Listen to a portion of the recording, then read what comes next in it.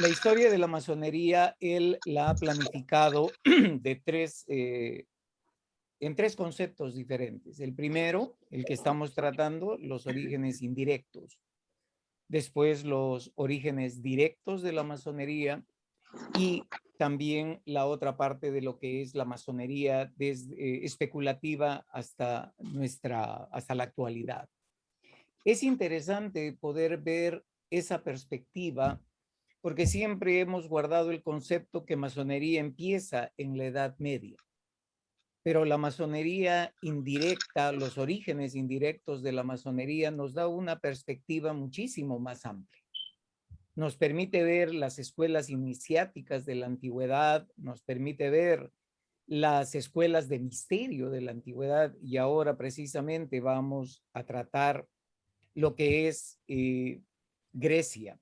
Como dijo el hermano Abdelatif, primero teníamos que haber visto a Egipto en una secuencia académica, llamemos así, pero por razones de tiempo hemos preferido avanzar con Grecia para poder ver lo que es este origen indirecto de la masonería. Esta es la tercera sesión y en la segunda sesión vimos el desarrollo de la agricultura, de la arquitectura en los albores de la civilización, las primeras escuelas iniciáticas en Sumeria, en Babilonia y parte, muy ligeramente vimos a Egipto. Y estos dieron paso, estas escuelas iniciáticas y de misterio, a las construcciones ciclópeas que ha habido en la antigüedad. Vimos los sigurats que hacían en Babilonia, como las pirámides que hacían en Egipto. Y la única razón era para poder hacer estas construcciones gigantescas era tratar de elevarse hacia el cosmos en donde estaban los dioses. De igual manera, hemos visto en Lejano Oriente, en la India y en la China, que ellos también desarrollaron sus escuelas iniciáticas y que nos han dejado un legado histórico de los chakras, los mantras, el karma en la India y el confucianismo y taoísmo en la China, que aún se mantienen en vigencia, pero como escuelas filosóficas, ya no escuelas iniciáticas ni de misterio. Es posible que incluso la religión cristiana, el cristianismo y el mitraísmo de la antigüedad se hayan iniciado como escuelas iniciáticas, hayan empezado como escuelas de misterio, pero ganaron tanta popularidad que se convirtieron en religiones. Todo esto es porque existe algo muy importante, que es el símbolo. El símbolo, ustedes ven en la masonería de la actualidad, es muy importante. De igual manera, en el cristianismo, en el judaísmo y el islamismo, la parte simbólica es tremendamente importante. Por ejemplo, aquí en la primera foto de la izquierda, ven una primera comunión. ¿Qué significado tendría eso para el judaísmo y el islamismo? Tal vez ninguno, pero para el cristianismo tiene un profundo significado. De igual manera, la foto del medio que nos enseña el bar mitzvah, que es una costumbre religiosa, el primer sacramento que existe en la religión, en el judaísmo, y la tercera foto que pertenece al shahada, que es la práctica de la primera virtud islámica, si es que no me equivoco. Pero se dan cuenta que si nosotros no lo vemos gráficamente o estudiamos un poco el concepto, para nosotros no significa nada. Entonces, de igual manera es la masonería, como decía antiguamente el concepto, ¿no? Que nosotros tenemos un velo de misterios, pero tenemos mucha simbología. Y esto es lo que caracteriza a las diferentes escuelas de misterio, a las diferentes escuelas iniciáticas, etcétera. Por ejemplo, una de las primeras escuelas de misterio que ha existido en Grecia ha sido el misterio de Eleusis. Es muy conocido históricamente, la historia convencional lo reconoce. ¿Y por qué es un misterio? Porque solamente tiene secretos que son compartidos a través de la iniciación, como es el caso de la masonería. Muchas de las cosas que ustedes conocen en masonería, símbolos y todo, son transmitidos a través de la iniciación. El misterio de Eleusis empezó en los 1500 antes de Cristo y duró casi por 2000 años, o sea, hasta los 500 años después de Cristo. Estos misterios eran tanto para hombres y para mujeres. Los requisitos: había que viajar a Eleusis, lo cual significaba pues de que el candidato, el neófito, tenía que tener cierta condición económica para poder irse hasta Eleusis. Hablar griego, entonces cualquier persona que no hablaba ese idioma en esa zona, pues simplemente no podía iniciarse. Y también se requería el sacrificio de un cerdo. Si ustedes ven muchas de estas tradiciones, como en el antiguo Jerusalén, se tenían que sacrificar palomas, se tenían que sacrificar corderos como una ofrenda a Dios. ¿Cuál era una de las restricciones para no poder ser iniciado en los misterios de Eleusis? Era ser acusado de asesinato. Entonces ustedes, los masones, van a encontrar mucho de este conocimiento bastante común con la práctica de la masonería, porque se ha heredado este concepto precisamente de ellos. Los misterios de Eleusis fueron fundados por Triptolomeo. La piedra angular es la enseñanza esotérica, el esoterismo. ¿Por qué? Porque esto en verdad es la extensión de los misterios de Isis en Egipto, significando que los griegos que estuvieron viajando por Egipto, ¿no? Ellos no solamente trajeron las matemáticas, como en el caso de Euclides, sino también trajeron parte de estos misterios. Exotéricamente es la celebración a Demeter, la diosa de la tierra. Y esotéricamente es morir para renacer. O sea, es la búsqueda de elevación espiritual. Ustedes saben de lo que estamos hablando. Pero esto, en verdad, ¿qué representaba? Era la representación del mito de Proserpina. Antes de continuar, vamos a ver quién era Proserpina. Proserpina era la hija de Zeus, del dios principal griego, y Demeter, la diosa de la tierra, y fue secuestrada, de acuerdo a la leyenda, por Plutón. Entonces Demeter frustró el crecimiento de los frutos en la tierra. Zeus se vio obligado a negociar el retorno de su hija con Plutón, acordando que viviera 6 meses en cada lado. O sea, en el Olimpo con Zeus y Demeter, y otro tiempo con Plutón. Entonces, por eso es que este mito en el misterio de Eleusis representa los frutos de la tierra. Primero, los frutos de la tierra están en el interior de la misma, en el interior de la tierra, para luego salir al exterior. O sea, ese proceso que nosotros vemos en la agricultura de sembrar un tubérculo, papa, y que después crece, obviamente la papa no sale al exterior, pero hay muchos frutos como el trigo o el arroz que empiezan en semillas, germinan y después salen hacia la superficie. Eso es lo que ellos querían interpretar en estos misterios.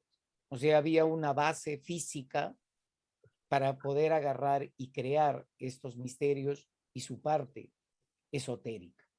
Nosotros, por ejemplo, en la cultura inca, en Perú, tenemos el Inti Raymi, que es la fiesta del sol el 24 de junio y que representa la fiesta del sol, precisamente el agradecimiento al sol por darnos vida y por darnos las cosechas.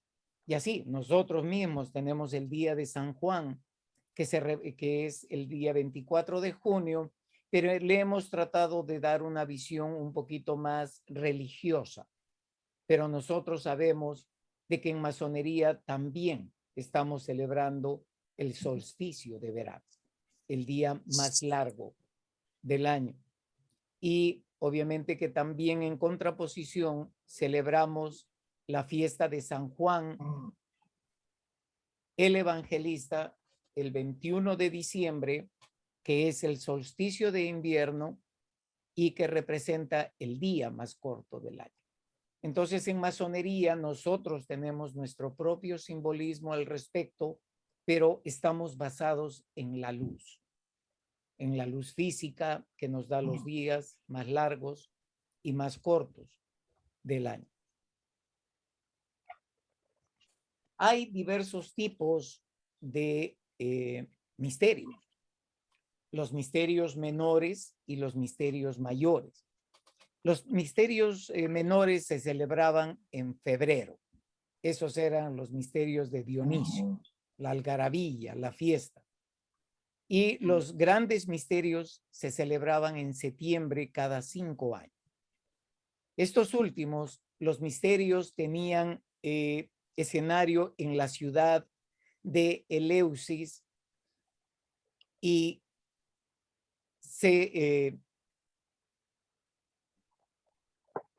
perdón, he perdido un poco porque el hermano Héctor Alonso me estaba escribiendo. Entonces, estos misterios mayores se celebraban en la ciudad de Eleusis y era durante 9 días.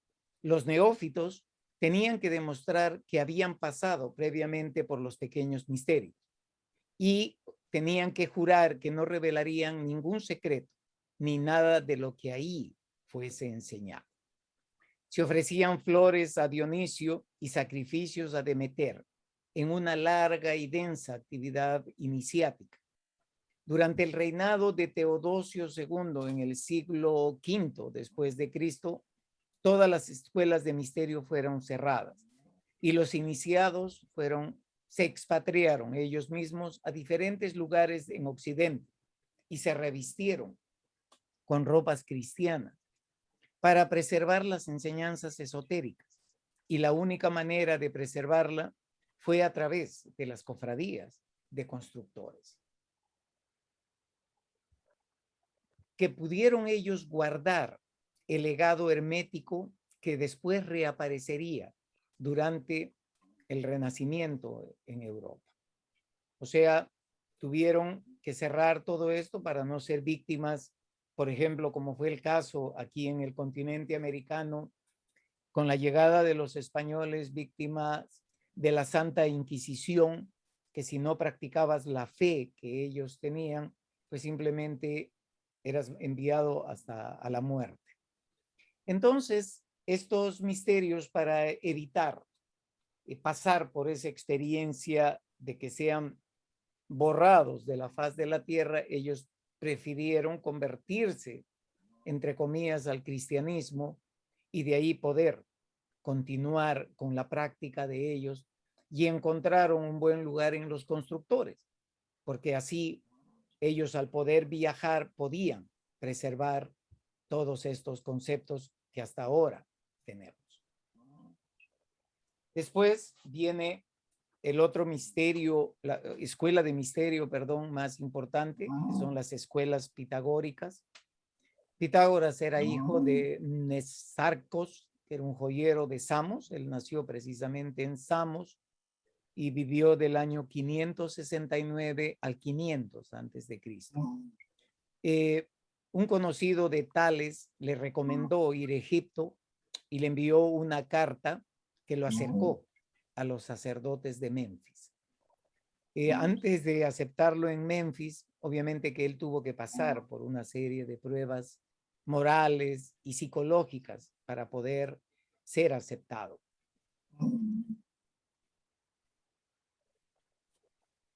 Crotona, en el sur de Italia, fue el lugar de preferencia de Pitágoras. Ahí se enseñaba matemáticas, física, música, misticismo y esoterismo. La instrucción era a nivel de ciencia, filosófico, moral y también espiritual. Pitágoras estuvo dedicado a esta escuela iniciática en Crotona por 30 años, transformando a los neófitos en iniciados. Su principal objetivo era llegar a la mente de los iniciados para formar en ellos una moral y mente fuerte, imperturbable. Pero como en todo, había un enemigo y ese enemigo se llamaba Silón y se convirtió en un enemigo de Pitágoras porque simplemente no pudo ser iniciado. No calificaba para ser un iniciado en la orden. Por consiguiente, él abrigó un terrible odio para con el maestro. Obviamente, pese a toda la enseñanza filosófica y todo, pues el amor llegó a las fibras del corazón de Pitágoras. Después de años de enseñanza, él se enamoró de una bella joven, Teano, que era 40 años más joven que él. Obviamente que Teano se sentía atraída posiblemente más que físicamente, intelectualmente, por el conocimiento de nuestro querido hermano Pitágoras, filósofo. Ella era hija de Brontinos, un filósofo de la zona de Crotona. Y durante años ocultó esa pasión que tenía por Pitágoras y porque la absorbía todos los principios filosóficos y científicos, que tal vez ella absorbía estos conocimientos más por la fuerza del amor, porque se sentía atraída a él. Y obviamente siendo una de las alumnas más destacadas, iba a ganarse el cariño también del maestro. Y así fue. Ellos se casaron, ella tenía 20 años y él 60, y la diferencia de edades no fue obstáculo, y tuvieron 2 hijos. Yo como buen latinoamericano a veces he dudado si los hijos serían de Pitágoras, pero mejor no entremos en ese tópico. Entonces, ¿qué sucede? De que el final de Pitágoras, que siempre ha sido una duda, llega cuando Sibaris, había una ciudad floreciente también en el sur de Italia, en lo que era parte de la Magna Grecia, en donde los aristocráticos en esta ciudad se levantan en contra del poder. Y al fracasar su levantamiento, se tuvieron que asilar en Crotona. El consejo de la ciudad se opuso a darles asilo, lo que generó una guerra entre ambas ciudades, entre Sibaris y Crotona. Obviamente que los crotonios derrotaron a los sibaris y se iniciaron atrocidades como premio de guerra que Pitágoras jamás imaginó que podía suceder después de 30 años dedicados a la educación por ese pueblo y por sus iniciados. Silón, que era el enemigo de Pitágoras, se hizo líder del grupo de demócratas. Y mientras que Pitágoras y Milón, otro personaje, eran líderes del grupo aristocrático. Obviamente, esta división generó pugna, odio, y en un ataque incendiaron la ciudad, donde presumiblemente muere el filósofo. Aunque otra teoría dice que terminó sus días en el templo de las Musas, en Metaponte. La vista que ustedes tienen a la izquierda corresponde a los remanentes arqueológicos de Sibaris, en Italia, y la otra a el templo de las Musas de Metaponte, en donde supuestamente ahí terminó sus días Pitágoras. ¿Cuál ha sido el legado de Pitágoras? Vamos a empezar con la derecha, el teorema de Pitágoras, que es conocido por todos nosotros, ¿no? La relación entre los catetos y la hipotenusa. Esto él lo aprendió de Euclides y lo convirtió en el teorema pitagórico. Pero algo interesante es el origen de las cosas. Su origen de las cosas textualmente dice así: el principio de las cosas es la monada. ¿Qué es la monada? Para los pitagóricos, la monada es el término que le dan a Dios, al primer ser, la unidad originaria sin división. De la monada proviene la diada, que es la diada, es el carácter múltiple que tienen las cosas, ya sean similares como antagónicos, ¿no? Por ejemplo, nosotros tenemos en la actualidad, en la naturaleza, el dualismo antagónico. Eso sería la diada, el día, la noche, la claridad, la oscuridad, el odio, el amor, y casi una serie de aspectos se dan en esa diada que es la dualidad antagónica.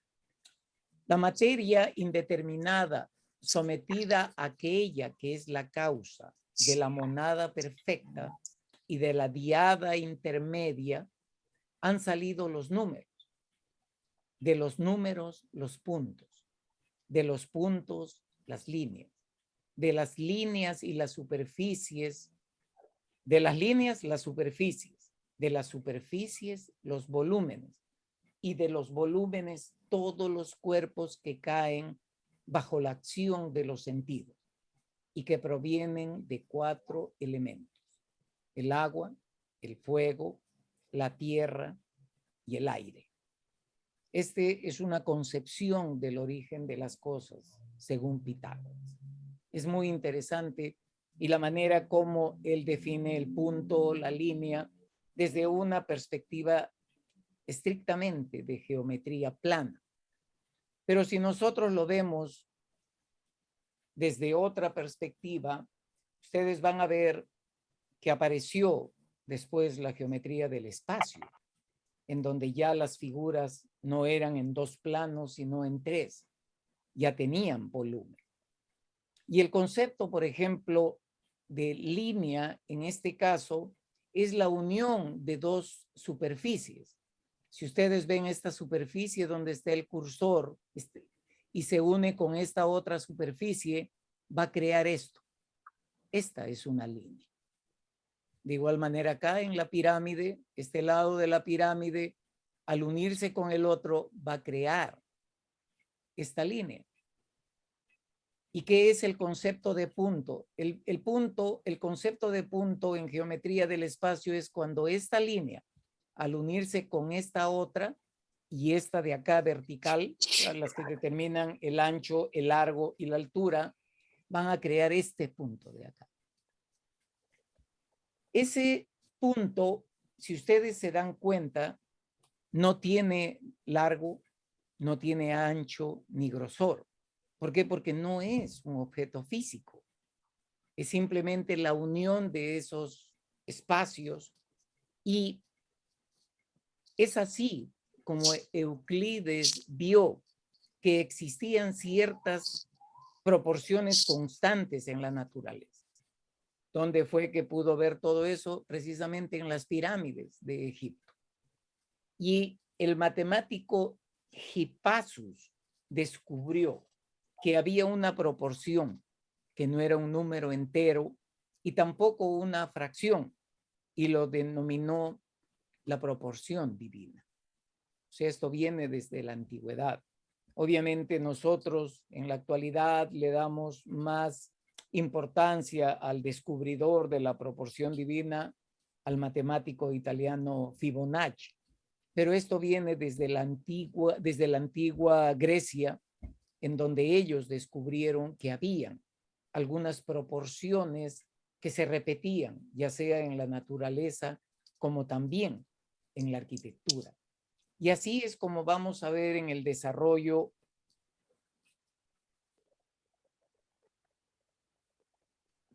No crean que trato de mostrarme yo, sino Esto que estoy presentando a mí me está tomando años poder agarrar y poder interpretar. La verdad que a mí de generosidad me dieron el 3er grado en masonería, pero hasta el momento yo no he pasado del primero, tratando precisamente de entender todo esto.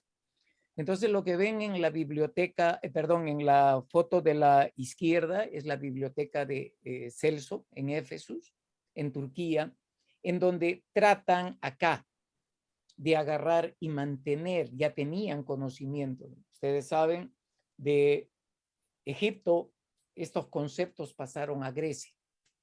Grecia después creó una cultura, la cultura helénica, posteriormente se unió con Roma y tuvieron una cultura greco-romana. Esta biblioteca de Celso es una construcción romana, está en Egipto, perdón, en Turquía, y fue hecha por el arquitecto Vitroya.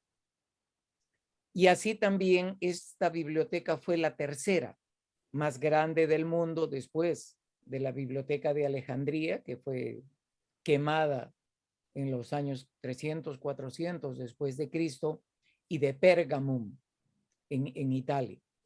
Y la construcción de esta biblioteca data del siglo II antes de Cristo. Entonces acá si uno empieza a tomar, bueno, no es la sesión específicamente para hablar sobre la proporción divina, pero existen ciertas proporciones estables entre el largo, el ancho, las ventanas, las columnas, etcétera, y todo nos indica que ellos tenían ese conocimiento de la proporción divina. De igual manera, vemos a la derecha el Partenón en Atenas, ¿no? Es un templo griego al estilo dórico, que fue dedicado a la diosa Atena, fue completado allá en los 400 antes de Cristo.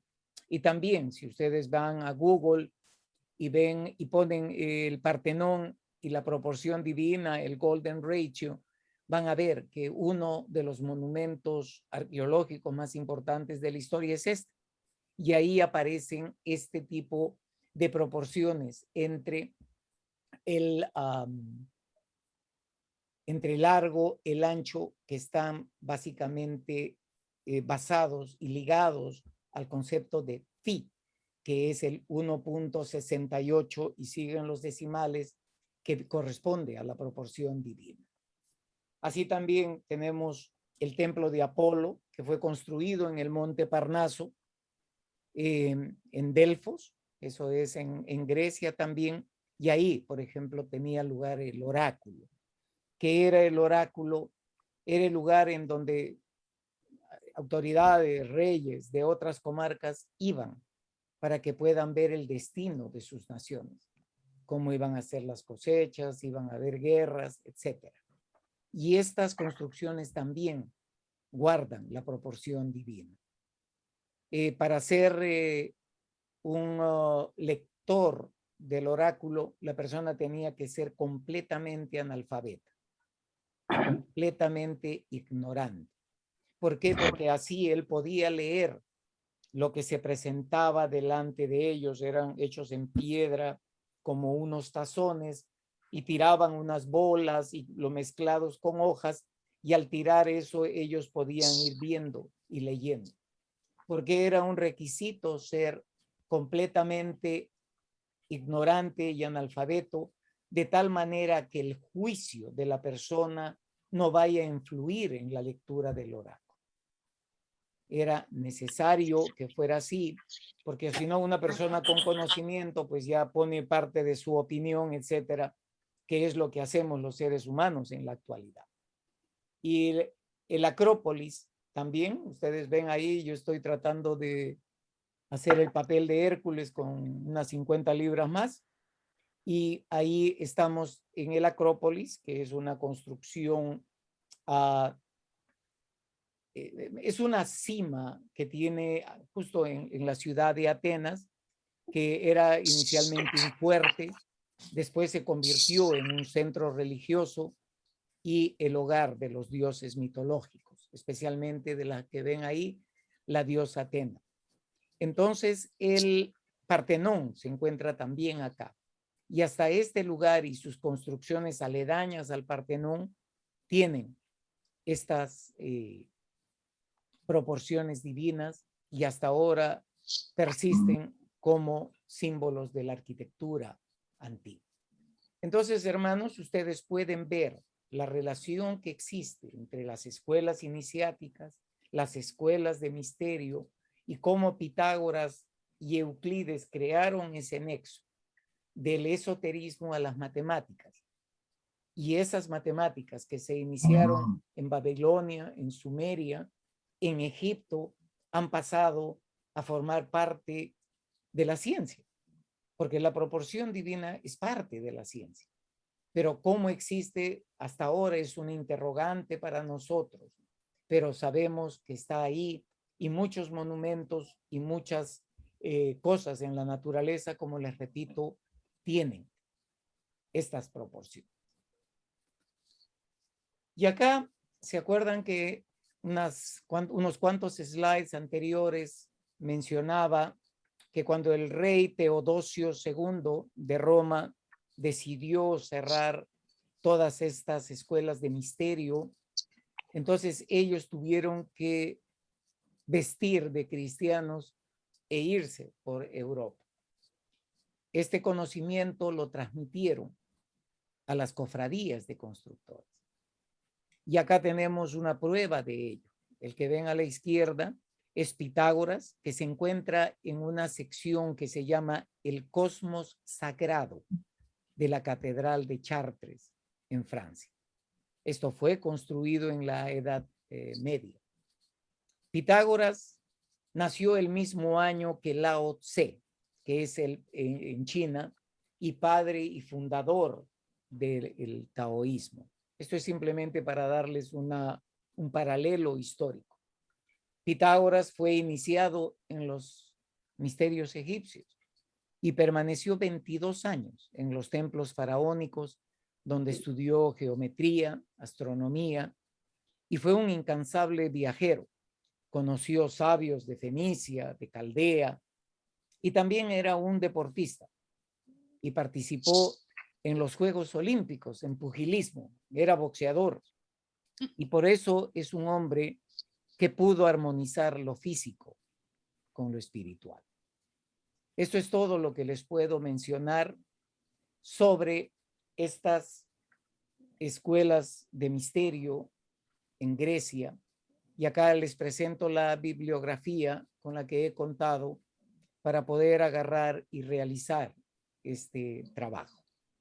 Obviamente sería mucho más extenso que eso, pero tenemos que, resumiendo un poco, destacar que las escuelas de misterio más importantes en Grecia fueron Eleusis y las escuelas pitagóricas, que se desarrolló más en Crotona, en el sur de Italia.